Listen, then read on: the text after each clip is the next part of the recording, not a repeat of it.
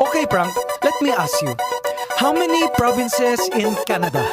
10? Okay, how many provinces in China? 23. How many provinces in the Philippines?